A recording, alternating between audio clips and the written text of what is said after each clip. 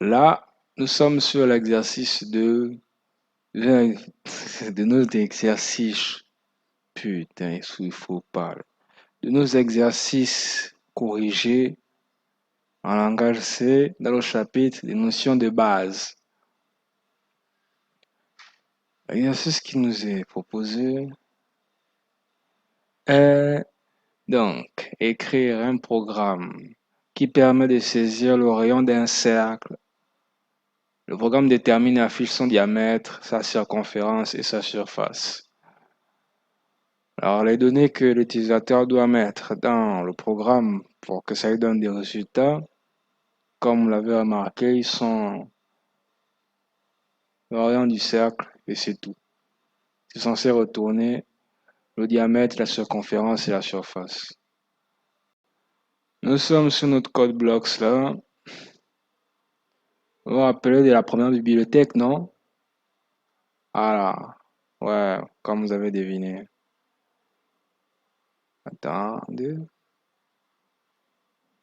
Voilà. Include. Non, non, non, attendez là-bas, attendez.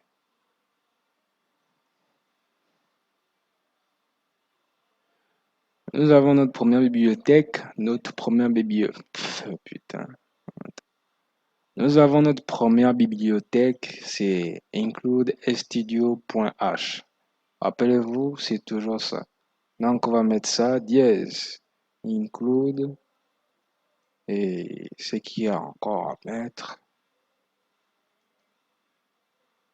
Ensuite, là, rappelez-vous, pour définir le rayon d'un cercle, vous trouvez d'abord la première chose, c'est que le diamètre. Nous avons... Non, pas pour trouver le diamètre. Pour trouver la circonférence, on doit utiliser pi. Pi, c'est 3,14. Mais le PC là ne sait pas ça. Donc, on va définir une constante qui va recevoir 3,14 et qu'on va nommer pi. De cette façon-là. C'est comme ça qu'on vient de définir là. Donc, nous avons défini pi, la constante qui est égale à 3,14.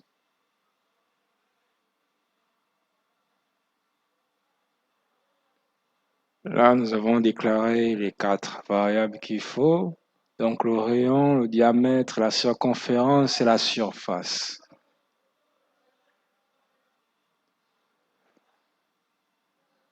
Ça, c'est pour la saisie du rayon. Donc, nous avons printf là, ce qui sera affiché à l'utilisateur. Et ça qui va nous permettre de récupérer ce qu'il va écrire.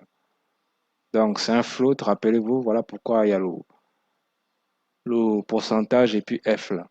Et nous avons pris le rayon. Puis, le calcul du diamètre, c'est bien sûr rayon 2. Donc, 2 fois rayon. Ou rayon fois 2. C'est vous qui voyez. Suite là, le calcul de la circonférence. La formule, c'est 2 fois pi fois r. Donc 2 pi r. Ça, c'est le calcul de la surface. C'est surface égale à p fois rayon fois rayon.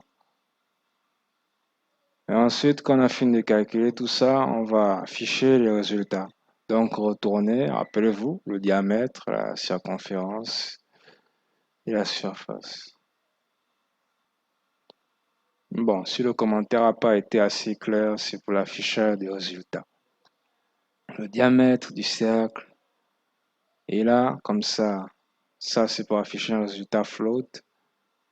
Et il reçoit ça. Donc, le diamètre. Pareil pour la circonférence, pareil pour le diamètre. Ouais, il y a un truc qui cloche ici.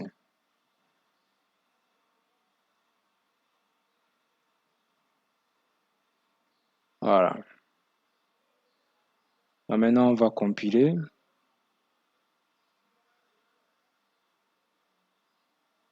On va dire quoi? 2.